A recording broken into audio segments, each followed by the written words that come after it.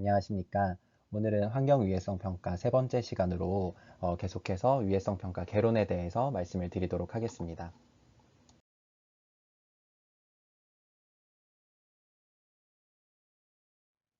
계속해서 고전적인 유해성 평가의 네 가지 단계에 대해서 강조를 드리고 있습니다. 그래서 첫 번째로 유해성 확인 단계가 있고요. 두 번째로는 노출 양반응 평가가 있고, 세 번째로는 노출 평가, 그 다음에 마지막으로는 유해도 결정 단계가 있는데, 우리가 지금 본격적인 유해성 확인 1단계에 들어가기 앞서서 지난 시간까지는 이제 모든 프로젝트가 그렇듯이 어떤 유해성 평가를 본격적으로 시행하기 앞서서 플래닝 앤 스코핑, 그러니까 계획을 수립하고 범위를 이제 설정하는 그 단계에 대해서 우리가 리스크 어세서, 즉 우리가 위해성 평가를 진행하는 당사자들이다라고 생각을 했을 때 사전적으로 이제 던져보아야 할, 검토해 보아야 할 7가지 질문에 대해서 얘기를 했습니다. 그럼 본격적으로 오늘은 첫 번째 단계, 유해성 확인에 대해서 말을 나눠보도록 하겠습니다.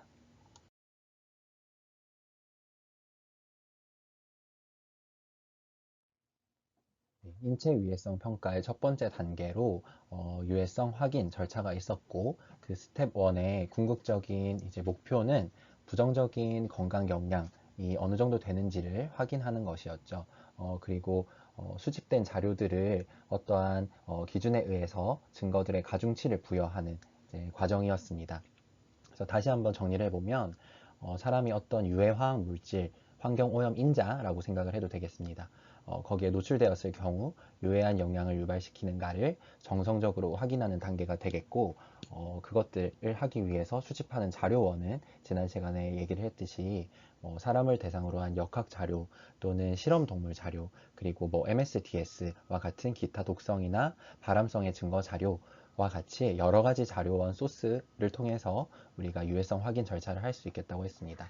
그 중에서도 제가 생각하기로 가장 중요한 절차는 바로 이제 증거의 가중치를 부여하는 작업이 되겠습니다.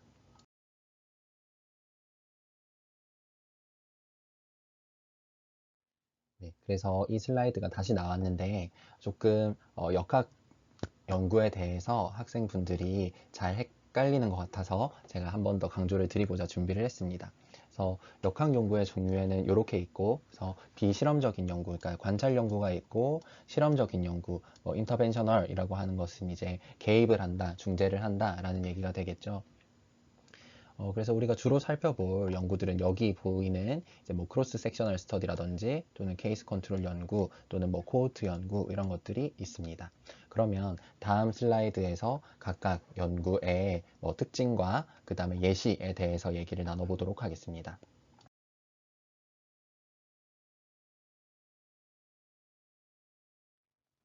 여러 가지 역학 연구들을 이 시간의 흐름에 따라서 분류를 해볼 수 있겠어요. 그래서 제가 보기에 가장 단적으로 보이는 것이 딱 중간 이 선인데요. 이거는 단면 연구가 되겠죠. 뭐 크로스 섹셔널 스터디라고 생각을 하면 되겠습니다. 그 순간을 중심으로 연구를 하는 뜻이겠죠. 그 다음에 이제 과거를 보았을 때 환자 대조군 연구가 있을 수 있고요. 그 다음에 코호트 중에서도 후향적 코호트가 있을 수 있습니다. 그래서 코호트가 노출과 노출되지 않은 그룹을 분류해서 연구를 하는 거였잖아요. 그래서 그거를 이제 과거 시점으로부터 노출과 비노출을 분류를 해서 이제 계속해서 팔로우업을 하는 것, 이게 후향적 코호트 연구가 되겠습니다. 그리고 코호트 중에서도 이제 전향적 코호트는 지금 현재 시점에서 노출과 비노출 그룹을 나누어서 이제 연구를 하는 게 전향적 코호트 연구가 되겠습니다. 이제 쉽게 말해서 현재를 기준으로 해서 이제 과거를 기준으로 연구를 하는 것이 이제 후향적 연구가 되겠고, 현재부터 이제 미래 신점까지 계속해서 이제 연구를 진행하는 것이 전향적 연구가 되겠습니다.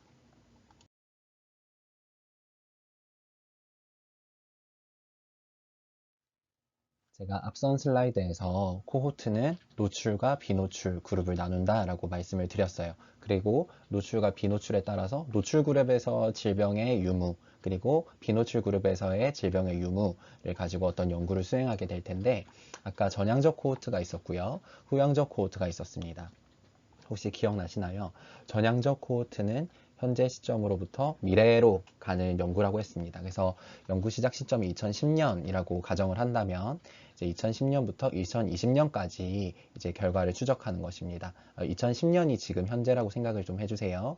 그리고 2010년 마찬가지로 2010년을 기준으로 했을 때 2020년대 부터 다시 노출 정보를 추적하는 것이 이제 후향적 코호트 설계가 되겠습니다. 이렇게 보니까 조금 이해가 빠르죠.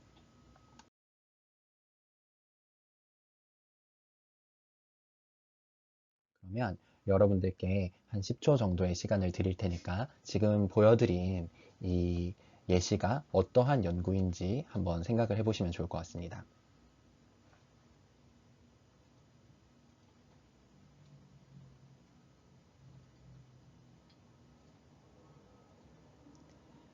네. 우리가 지금 역학 연구에 대해서 본격적으로 수행을 해보진 않았지만 제가 설명을 드린 걸로도 충분히 이게 어떤 연구인지 유추해 볼 수 있겠어요. 뭔가 흡연과 비흡연자를 나누었죠. 그리고 폐암과 폐암에 걸리지 않는 여기선 비폐암이라고 표현을 했는데요. 그러면 아까 봤던 표랑 비슷한 것 같습니다. 왜냐하면 흡연이라는 것이 어떤 흡연에 노출되었는지 노출되지 않았는지를 나누는 것일 거고 이제 폐암이 아까 질병의 유무, 이제 폐암이 걸린 것은 플러스라고 얘기를 할 수 있겠고 폐암이 아니라는 것은 마이너스 이렇게 표현을 해볼 수 있겠죠. 그러면 아까 보았던 코호트 연구와 굉장히 비슷하네요. 그러면 이게 코호트 연구인 것까지는 알겠어요. 그러면 이게 전향적 코호트 연구일까요? 후향적 코호트 연구일까요? 지금 이 연구자는 현재를 기준으로 해서 미래의 결과를 확보할 계획인 것 같습니다. 그리고 현재에서 미래로 가고 있는 또 시간을 보여주고 있죠. 그렇기 때문에 전향적 코호트 연구라고 생각을 하면 되겠습니다.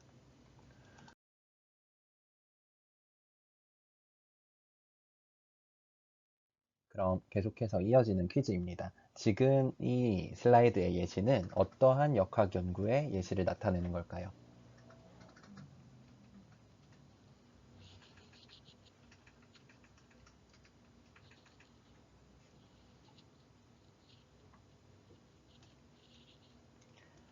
아까와 마찬가지로 지금 흡연과 폐암에 대한 얘기는 같은 얘기인 것 같은데 지금 보는 기준이 조금 다르죠. 지금 폐암 환자군에서의 흡연력과 흡연력이 아닌 것을 보았고 또 대조군에서 흡연을 하였던 분들 그리고 흡연을 안 했던 분들 이렇게 나눈 것 같습니다. 그렇게 따지면 지금 말 그대로 환자군과 대조군을 비교해서 연구한 거기 때문에 환자 대조군 연구, 케이스 컨트롤 연구라고 생각을 하시면 될 거고 그 각각의 폐암인 사람들, 폐암이지 않은 사람들을 대상으로 그 사람들의 흡연 여부를 나눈 거니까 환자 대조군 연구라고 생각을 하시면 되겠죠. 그리고 밑에 보는 이제 설명을 간단하게만 보겠습니다. 환자군에서 노출에 대한 오즈라고 하는 것은 그냥 위험 B라고 생각을 하시면 될 것 같고 이제 여기 친절하게 나와 있습니다. C분의 A라고 생각을 하면 될 겁니다. 흡연하지 않은 사람과 흡연한 사람에 대한 비율은 9라고 나타나 있습니다. 10분의 90이겠죠. 그렇다면 마찬가지로 대조군에서의 노출에 대한 오즈는 이제 100분의 200 이렇게 하면 될까요? 그래서 2라고 생각을 하면 될 거고 종합적으로 이제 환자군과 대조군에서의 오즈 B라고 얘기를 해보면 2분의 9라고 해서 4.5 이렇게 산출이 될 겁니다. 어렵진 않죠. 그래서 지금 리절트라고 제가 표현을 해놓았는데 폐암 환자에서 흡연력에 대한 오즈가 대조군에 비해 4.5배 높음 다소 어렵게 설명이 되어 있는데 이게 즉 무슨 말일까요?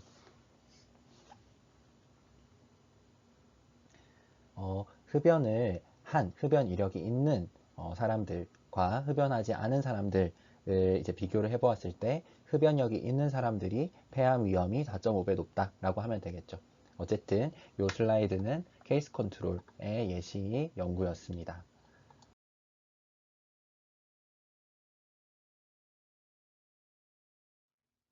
네, 요즘 가장 이제 환경이라든지 건강 보건에서 이슈가 바로 코로나19일 텐데요. 코로나19와 관련된 재미있는 또 연구가 있어서 들고 왔습니다. 사실 이 연구는 지금 강의를 하고 있는 시점에서는 동료 들에 의한 검토 이런 것들이 충분하게 이루어지진 않았지만 여러분들한테 결과를 보라는 것은 아니고 이게 어떠한 역학 연구의 예시인지를 조금 생각해 보시면 좋겠다라는 취지에서 들고 온 거니까 참고만 해주시면 될 것 같고요. 혹시 이게 또 10초의 시간을 드릴 테니까 어떠한 역학 연구의 예시인지 생각을 좀 해보면 좋을 것 같습니다. 이 슬라이드는 조금 어려울 수도 있습니다.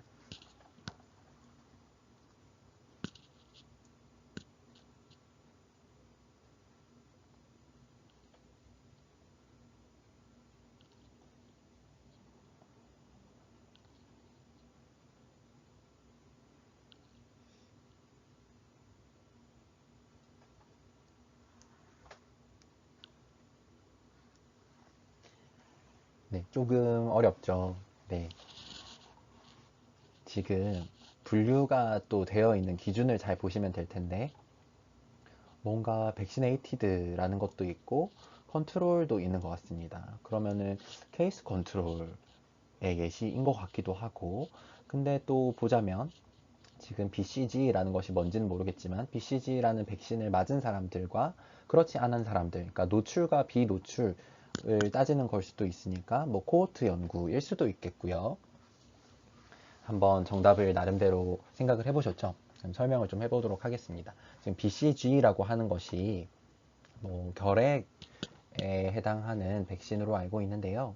그런 BCG 백신을 우리나라 같은 경우는 대부분 어린 나이 때 맞는다고 합니다. 어쨌든 그 백신을 맞은 사람들이 있을 것이고 그렇지 않은 사람들이 있을 것이고 분류를 했다고 합니다. 그래서 살펴본 것이 이제 뭔가 그 아픈 정도라든지 증상, 뭐 코로나19 중에서 뭔가 아프거나 어떠한 증상에 대해서 이제 분류를 해보았더니 이제 아픈 정도, 시크니스는 이제 백신을 맞은 사람들에 비해서 맞지 않은 사람들이 뭐 비교적 높게 이제 나타난 것 같고요. 비율이. 그리고 어떤 열이라고나 할지 또는 뭐 콧물이 나타나는 증상, 그 다음에 두통, 그 다음에 어떤 피로감 이런 것들도 대부분 BCG라는 백신을 맞지 않은 사람들이 조금 높다라는 겁니다. 근데 여기서 뭐 표현은 지금 이 수업 시간에서 중요한 건 아니지만 이것들은 유의한 차이는 아니라는 얘기인 거고요. No significance라고 생각을 하시면 될 것 같습니다. 그런데 이렇게 별 표시가 있는 거는 유의한 차이가 있었다. 즉 어떤 시크니스, 전체적인 전반적인 아픈 정도의 증상이라든지 피로감 이런 것들이 분명히 BCG 백신을 맞은 사람들과 맞지 않은 사람들에 의한 차이가 있었다라는 겁니다. 이것들을 생각해 보면 그 코로나19 동안에 경험했던 어떠한 그런 아픈 정도, 증상 이런 것들을 추적한 연구였으니까 뭔가 지금 시점으로부터 과거로 이제 가는 뭐 후향적 연구라는 걸 알 수 있겠고 그리고 지금 보자면 이게 어떤 환자 대조군이라고 할 수는 없어요. 왜냐하면 이게 BCG 백신을 맞은 사람들이 환자라고 생각을 할 수는 없잖아요. 그렇기 때문에 BCG 백신을 어떤 노출이라고 생각을 했을 때 아까처럼 흡연도 어떤 노출이라고 생각을 했었잖아요. 그래서 BCG 결핵 백신을 어떤 노출이라고 생각한다면 노출군과 비노출군에서의 어떤 증상의 차이를 과거 시점으로부터 해서 추적 연구를 한 거기 때문에 네, 레트로스펙티브 코호트 스터디, 즉 이제 후향적 코호트 연구라고 생각을 할 수 있겠습니다.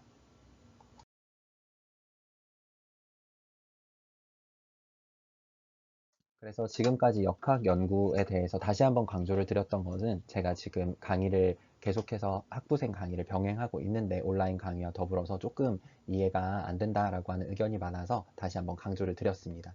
지금까지 역학 연구, 뭐 동물 실험 연구, 뭐 기타 발암성 MSDS 자료들 이런 것들이 다 자료원으로 쓰일 수 있다 그랬고 그것들을 증거를 가중치 부여하는 단계가 굉장히 중요하다 그랬어요. 그래서 여기 보시면 위에 나와 있는 내용을 조금 읽어보시면 될 것 같고 그 WOE라고 하는 것이 굉장히 중요하다라고 했는데 사실 이게 비단 위해성 평가에만 사용되는 것이 아니라 모든 과학적 접근에서 다 사용이 되는 거래요. 여기 보시면 좀 여기에 유의해서 보시면 될 것 같습니다. 증거의 가중치를 부여하는 단계들이 있는데 어떤 증거들을 수집하는 단계 그리고 결론적으로 그 증거들의 가중치를 나름대로 부여하는 단계 그리고 그 결과적으로 가중치가 부여된 어떤 증거들을 통합하는 단계, 요 단계를 거쳐서 Way of Evidence라는 이제 단계가 진행이 된다고 합니다. 그리고 전반적인 이제 그 접근의 결과를 낸다고 되어 있죠.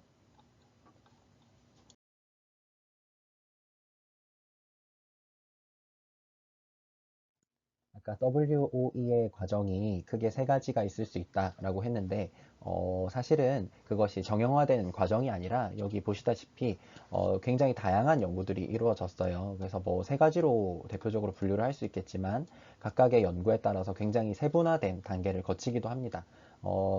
어, 실용적으로 이제 많이 활용될 수 있는 프랙티컬 프레임워크에 대해서 살펴보면 여기서 또 스테이지, 여기서는 또 네 가지가 있다고 하죠. 그리고 스테이지 1이나 2에서는 각각의 또 스텝도 있다고 하네요. 크게 스테이지를 한번 살펴보고 넘어가도록 하겠습니다. 먼저 증거의 가중치를 부여하기 위한 또 역시나 플래닝 과정이 필요하다고 하고요.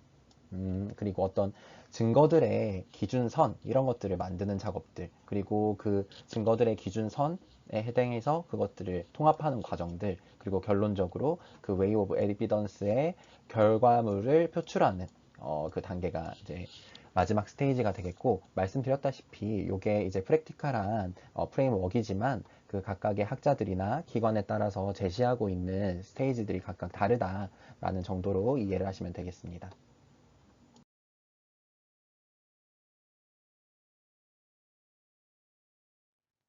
그래서 인체 유해성에 대해서 각각 기관들이나 학자들에 의해서 이제 제시되고 있는 여러 가지 기준치들의 예시를 한번 보여드리겠습니다. 어, 국제암연구소라고 하는 IARC 기준을 한번 볼까요? 이것이 바람성에 대한 얘기인데요. 그룹 1으로 분류되는 것은 사람에게 분명한 이제 바람이 있는 것이고, 그룹 2, A, 2, B 이런 것들은 아마도 가능성이 있는 것들을 나타내는 것이고, 그룹 4는 아마도 이제 바람성이 없을 것이다 라고 하는 나름대로의 이제 그룹화가 되어 있죠. 그런데 또 다른 연구를 보면 또 다른 기관에서 제시를 하고 있는 거 보면 또 IARC가 제시하는 그런 기준치와는 또 다른 방식으로 또 제시를 하고 있습니다. 그리고 또 다른 연구를 보면 그냥 뭐 매우 낮음, 뭐 낮음, 보통, 강하다 이 정도의 수준만으로 이제 제시를 하고 있는 것도 있죠.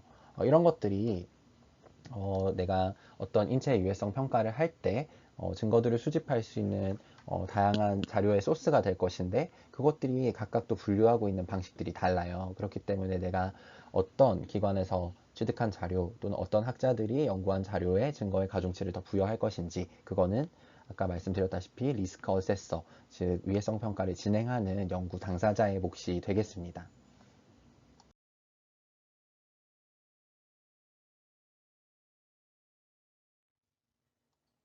말씀드린 IARC라는 기관에서 뭔가 평가를 하는 과정, 나름대로 증거의 가중치를 부여하는 과정은 어떻게 되는지 한번 봅시다.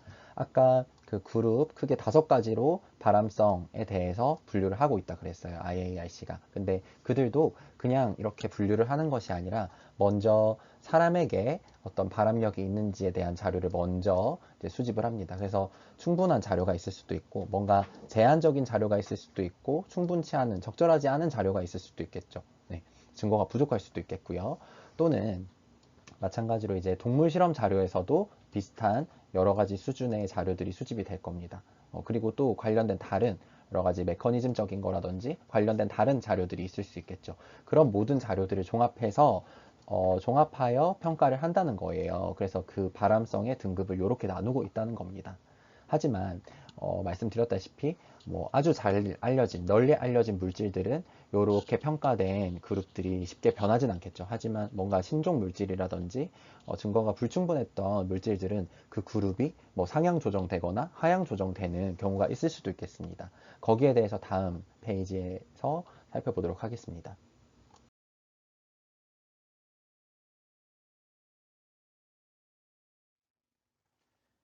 여기 보시면 IARC에서 분류하고 있는 어떤 기준치를 나타낸 거고 이제 X축 쪽을 보면은 가로를 보면은 실험 동물에 대한 자료가 되겠고요. 세로가 이제 사람에 대한 자료라고 생각을 하시면 될 것 같습니다.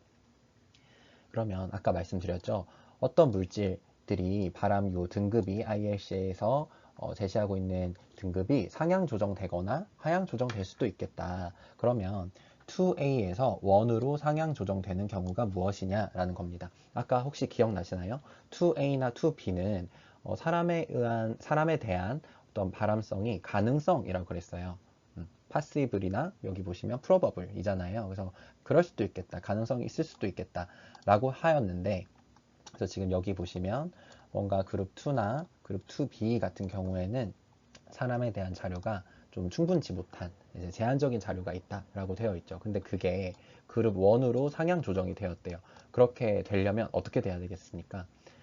사람에게 노출되었을 때 발암력을 가질 수 있다는 굉장히 강한 증거들이 있다면 2에서 2A에서 1으로 상향 조정될 수 있겠죠.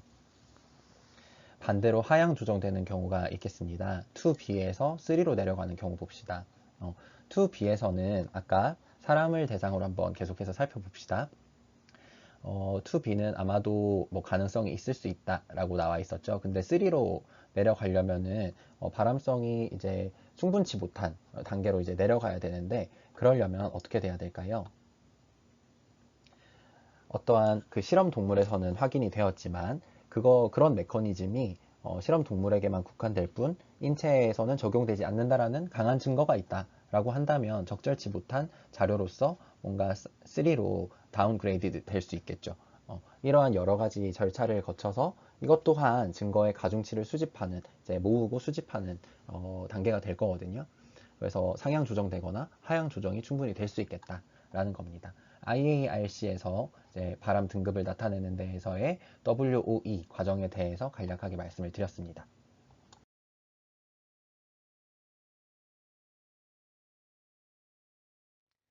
종합해보건대 이런 WOE라는 과정은 리스크 어세스먼트를 하는 과정 중에서 계속해서 이제 일어날 수 있고요.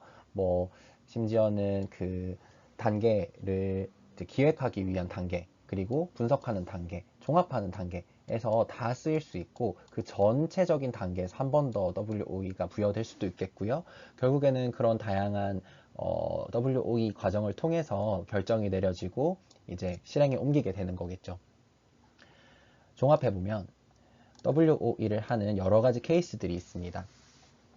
여러 연구자들에 의해서 굉장히 반복된 실험에서 굉장히 유사한 결과가 계속해서 제시가 되는 경우 WOE 가중치를 부여할 수 있겠고, 또 예를 들어서 벤젠이라고 하는 것은 백혈병을 유발하는 물질로 너무 잘 알려져 있는데, 그것들이 뭐 예를 들어 백인에게만 또는 흑인에게만 국한된 이제 연구일 수도 있잖아요. 그게 아니라 모든 인간에게 벤젠 노출은 백혈병의 유발률을 높일 수 있다라는 근거가 제시가 되려면 다양한 성별, 다양한 인종, 다양한 노출 경로에서 유사한 결과가 또 제시가 되어야 되겠죠.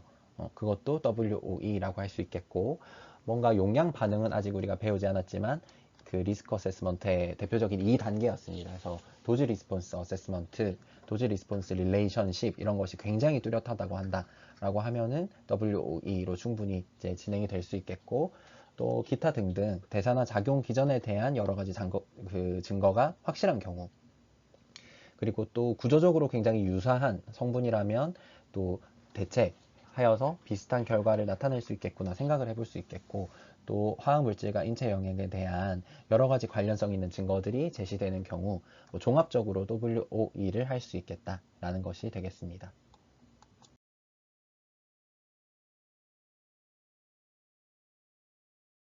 네, 그리하여 첫 번째 유해성 확인 단계가 끝났습니다. 그러면 그 다음 단계가 무엇일까요? 네, 맞습니다. 바로 두 번째 도즈 리스폰스 어세스먼트, 노출량 반응 평가가 되겠습니다. 이 노출량 반응 평가는요, 어떤 확률과 어떤 심각도로서 나타낼 수 있겠는데, 밑에 보시면 이 쉐입이라고 하면 뭔가 도즈 리스폰스 릴레이션십이란 게 특정한 쉐입을 가진다. 근데 그것들은 어떤 물질에 이제 따라 다른데, 또는 어떤 반응에 따라 다르다고 합니다. 어떤 반응이 뭐 바람이라고 한다면 바람인지 아닌지, 또는 뭔가 사망이라고 한다면 사망인지 아닌지, 그러니까 0과 1로서 분류가 될 수도 있겠고, 또는 어떤 그 질병의 정도, 심각한 정도라고 한다면 어떤 그 단계에 따라서 또 분류가 될 수 있겠죠. 그러니까는 굉장히 다양한 곡선이라든지 선형이라든지 모양, 쉐입이 있을 수 있겠다. 또 그런 것들이 사람이나 뭐 동물에 따라 다를 수 있겠다. 라고 나와 있습니다. 그러면 그러한 도즈 리스폰스 릴레이션십이 어떤 것들이 있는지를 한번 살펴보겠습니다.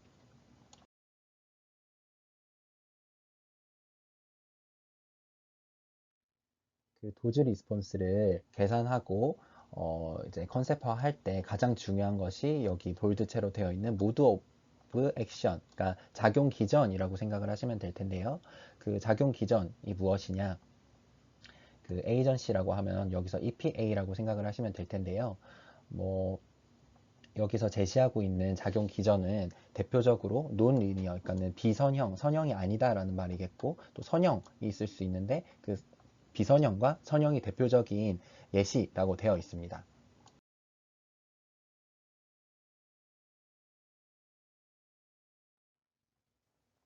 네, 그 모드 오브 액션이 중요하다고 했는데 크게 두 가지 단계가 있습니다. 1단계에서는 사용 가능하거나 또는 실험이 가능하다면 실험을 통해서 수집할 수 있는 모든 데이터를 평가하는 것, 그리고 관찰된 용량, 옵저브드 도즈라고 생각을 하시면 될 거고, 그것에 대한 용량 반응 관계를 문서화한다, 그러니까 정립한다라고 하면 되겠죠. 그런데 종종 우리가 관찰 가능한 범위 또는 실험 가능한 범위에서는 인간 집단에서, 그러니까 부정적인 어떤 영향 이런 것이 관찰되지 않는 용량, 그러니까는 너무 저농도라거나 영향을 방지할 만큼 충분히 낮은 용량이라고 지금 설명이 되어 있는데, 그런 데이터들을 식별하기에 충분하지 못한 데이터가 있을 수 있습니다. 그러면 두 번째 단계에서 무엇을 해야 되냐? 우리가 용어 정리 시간에 혹시 배웠었는데 기억이 나시려는지 모르겠습니다. 제가 질문을 던져보겠습니다. 2단계에서는 아까 1단계에서 사용 가능하거나 실험 가능한 정보를 모두 수집한다라고 했는데, 부작용이 관찰되지 않을 농도의 충분히 낮은 용량에서는 어떻게 해야 될까? 사용 가능한 관찰 데이터의 낮은 범위를 넘어서, 아마도 부작용이라고 나와 있죠. 부정적인 건강 영향, 어드버스 헬스 이펙트라고 생각을 하시면 될 거고, 낮은 범위를 넘은 범위를 추정하기 위해서는 어떤 것을 진행했어야 됐나요? 네, 용어 정리에서 한번 나왔던 개념인데, 네, 외삽이 되겠습니다. 기억이 나시나요? 네, 이것은 어떤 도즈 레벨이 인구 집단에 악영향을 미치기 시작하는 크리티컬 리전, 그러니까 임계 영역을 유추하기 위함이다 라고 나와 있죠. 뭔가 굉장히 어려운 단어인 것 같은데 그래프를 보면서 한번 설명을 드려보도록 하겠습니다.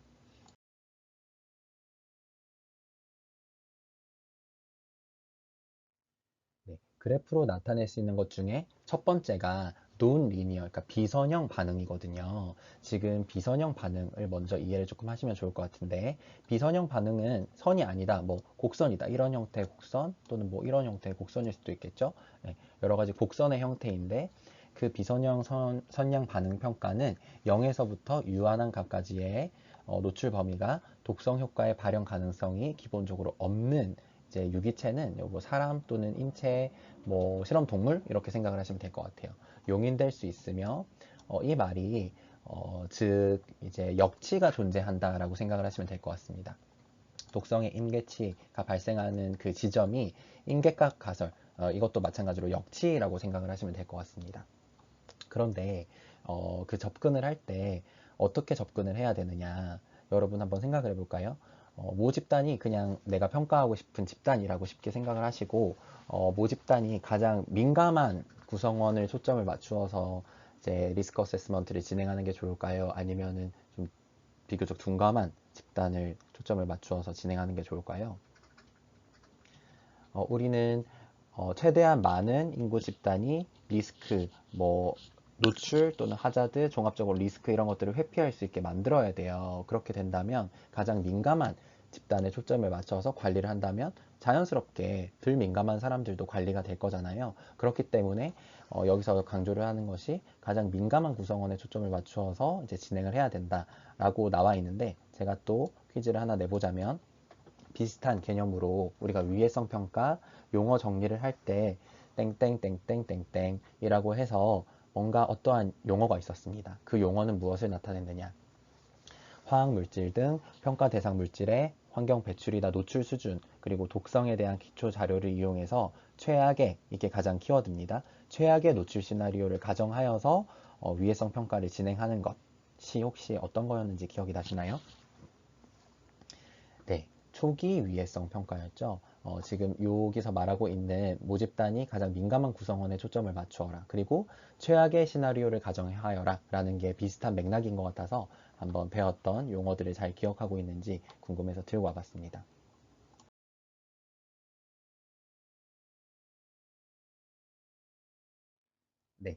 두 번째로 아까 논리니어가 있었으면 지금 리니어가 당연히 나올 차례죠. 이것은 선형 반응인데요. 작용 방식이 아까 모드 오브 액션이라 그랬죠. 그것이 제 인계값이 없다. 즉 뭔가 역치 스레숄드 값이 없음을 이제 시사하는 경우가 어떤 경우냐라고 한다면 이러한 유형의 평가는 기본적으로 선형 반응 평가라고 할 수 있겠고, 발암물질의 경우는 무조건 그런 건 아니지만 모드 오브 액션에 대한 정보가 충분치 않다면 선형 외상법이 일반적이다. 아까 외삽이 떤 부정적인 건강 영향을 나타내는 그 수준보다 더 낮은 저농도의 수준이라 그랬어요. 그거를 우리가 외삽을 하고 싶다면 발암물질의 경우 이 모드 오브 액션에 대한 정보가 충분치 않다라고 한다면 그게 기본적으로 이제 관찰 가능한 범위에서 논 리니어였다고 하더라도 외삽은 기본적으로 리니어로 외삽을 해야 된다라는 얘기가 되겠죠.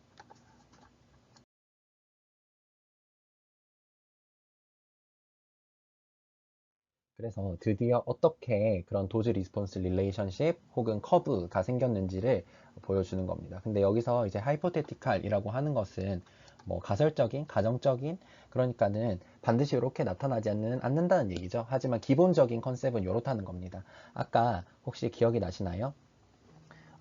리니어 모델과 논 리니어 모델을 이제 나눌 때 가장 크게 이제 분류할 수 있는 기본적인 이제 기준이 임계값, 즉 스레숄드의 유무라고 했어요. 지금 스레숄드가 여기 나와 있죠. 그리고 지금 보시면은 얘 같은 경우는 논 리니어네요. 그리고 여기서는 기본적으로는 비바람 위에도를 나타내는 것 같네요. 그런데 여기 보시면 바람은 두 개를 가지고 있어요. 리니어도 있고 논 리니어도 있어요. 근데 뭐 아까 얘기를 했다시피 뭐 바람이라 그래서 무조건 선형이고 뭐 그런 건 아니거든요. 지금 보시면 바람에 노 스레숄드이지만 이제 역치가 존재하지 않지만 바로 반응이 시작되었기 때문에 이건 리니어로 나타나는 반응이 되겠고요. 요거는 논 리니어로 나오는 반응이 되겠습니다.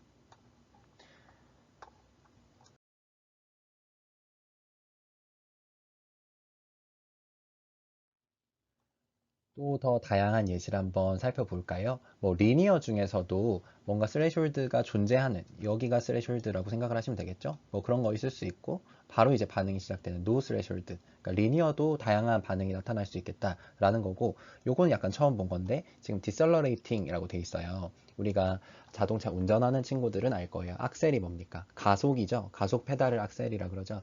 그러면 디셀이 뭘까요? 감속이겠죠.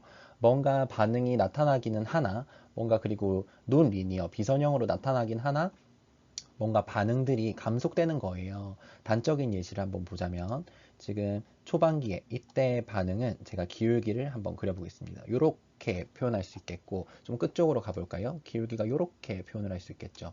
그러니까 처음에는 이제 노출에 대한 반응이 급격하게 많이 나타나다가 좀 많이 감속되는 그런 그래프가 되겠습니다. 그래서 얘네는 디셀러레이팅, 즉 감속 그래프라고 생각을 하시면 될 것 같아요. 하지만 제 생각에도 아까 보여드렸던 여러 가지 예시들, 그 다음에 지금 보시는 상단의 세 개 표 예시들, 이거 너무 하이포테티칼한 거예요. 너무 가설적이고 가정적인 거예요. 실제는 어떻게 날까요? 바로 아래처럼 나타나게 됩니다. 한번 시간을 들여볼 테니 각각의 표가 어떤 걸 의미하는지 살펴볼까요? 일단 A부터.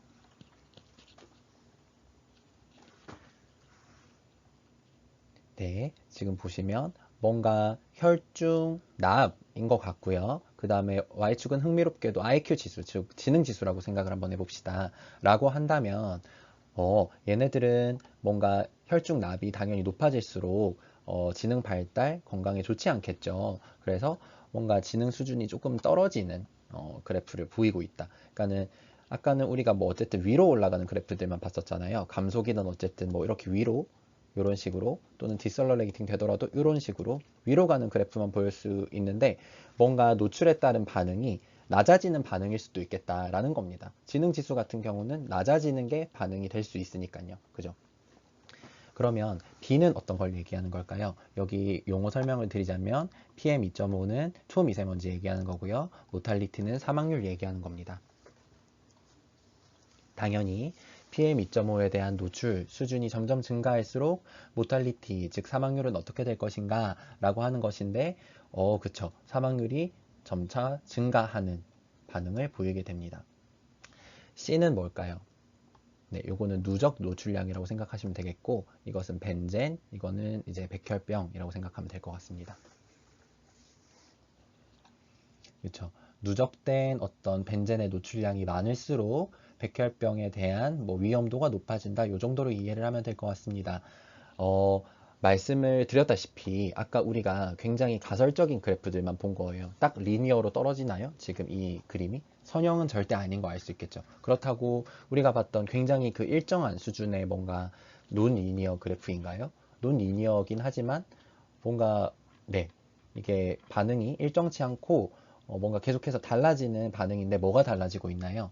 아까 위에서 제가 힌트를 드렸는데 네, 기울기가 점점 달라지고 있어요. 그러면 제가 다 힌트를 드린 것 같은데 A, B, C에 해당하는 그래프는 어떤 그래프의 예시일까요?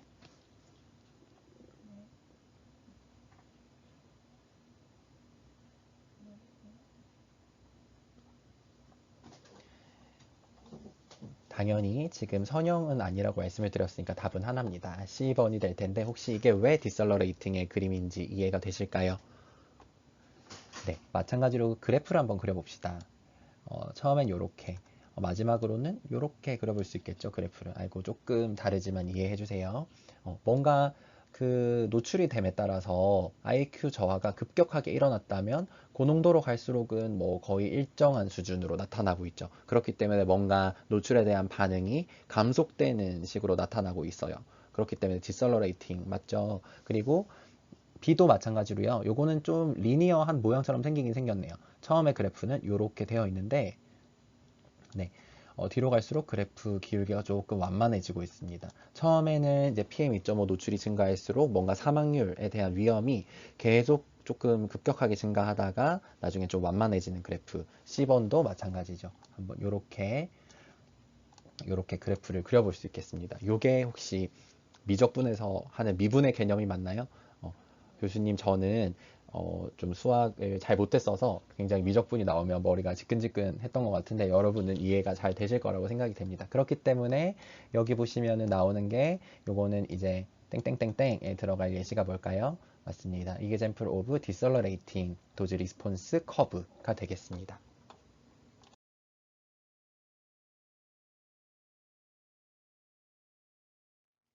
오늘은 이제 첫 번째 단계에 해당하는 유해성 확인, 특히나 증거의 가중치라는 파트, 그리고 역학조사, 우리가 이제 역학조사 자료로 많이 자료원을 활용하기 때문에 그것에 대해서 한번 리마인드를 했고요. 두 번째 단계인 도즈 리스폰스의 여러 가지 이제 커브의 예시, 그리고 하이포테티컬한 어떤 커브의 예시, 그리고 실제로 이제 반응이 나타나는 익스포저와 리스폰스의 예시들, 이런 것들을 이제 한번 공부를 해봤습니다. 그러면 다음 시간에는 두 번째 단계 도즈 리스폰스 어세스먼트의 이제 두 번째 챕터에 대해서 공부를 해보도록 하겠습니다. 오늘 수고 많으셨습니다.